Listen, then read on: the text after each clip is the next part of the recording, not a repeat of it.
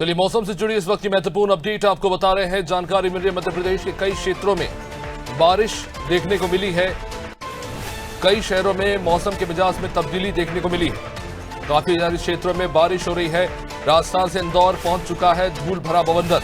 जबरदस्त तरीके से हवाओं का दौर चल रहा है। देवास में जहां धूल भरी आंधी चली, गुना, शिवपुरी और सीहोर में भी झमाझम बारिश का दौर देखने को मिला।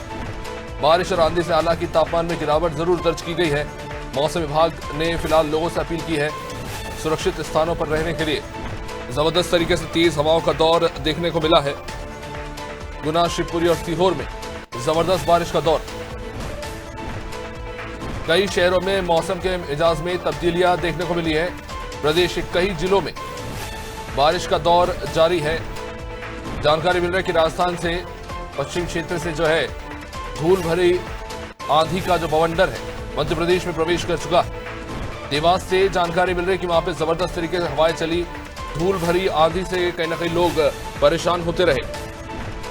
प्री मानसून एक्टिविटी जो है एक तरह से देखने को मिल रही है मध्य प्रदेश के अलग अलग क्षेत्रों में। ये तस्वीरें आप देख रहे हैं, धूल भरी आंधी का दौर चला। मध्य प्रदेश के कई जिलों में इसी तरह के हालात देखने को मिले हैं। जबरदस्त तेज हवाओं का दौर चला। धूल भरी आंधी से लोग परेशान होते रहे।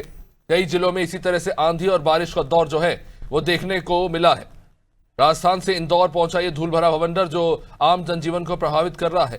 हालांकि जानकारी यह भी मिल रही है कि आंधी और बारिश के चलते जो जबरदस्त गर्मी का दौर चल रहा था उसमें कहीं ना कहीं तापमान में गिरावट देखने को मिली है। गुना, शिवपुरी और सीहोर में भी बारिश का जबरदस्त दौर देखने को मिला। तेज आंधी और हवा के साथ बारिश लगातार होती रही और इस बीच आम जनजीवन बुरी तरह से प्रभावित हुआ है। जानकारी यह भी मिल रही है कि मौसम विभाग ने सीधे तौर पर लोगों से अपील की है। ये तस्वीर आप देख रहे हैं देवास के रोपवे की, किस तरह से वहां पे रोपवे जो है वो हवा में झूलता हुआ पाया गया। आप अनुमान लगा सकते हैं कितनी तेजी से वहां पे हवा चल रही थी। हमारे साथ हमारे सहयोगी राजधानी भोपाल से इस वक्त दिव्या हमारे साथ जुड़ चुकी है। जी दिव्या, मौसम विभाग से क्या कुछ जानकारी मिल रही है? बीती शाम से हम देख रहे हैं कि मध्य प्रदेश के अलग अलग क्षेत्रों में, खासतौर से मध्य प्रदेश के पश्चिमी क्षेत्रों में जबरदस्त आंधी बारिश का दौर देखने को मिल रहा है। मौसम विभाग से फिलहाल आपके पास क्या कुछ जानकारी?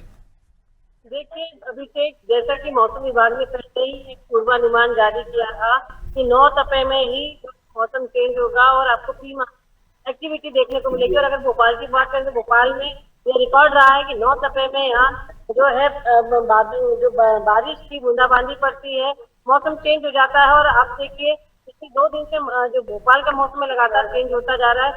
पहले 80 किलोमीटर प्रति घंटा की रफ्तार से देर रात चली थी हवाएं। उसके बाद अगर दिन के तापमान की बात करें तो लगातार बढ़ जाता है। और आज भी भोपाल में जो सुबह से जो तापमान था वो काफी बढ़ा हुआ था, तीसरी धूप थी और उसके साथ उमस ने लोगों को बेचैन करके रखा था।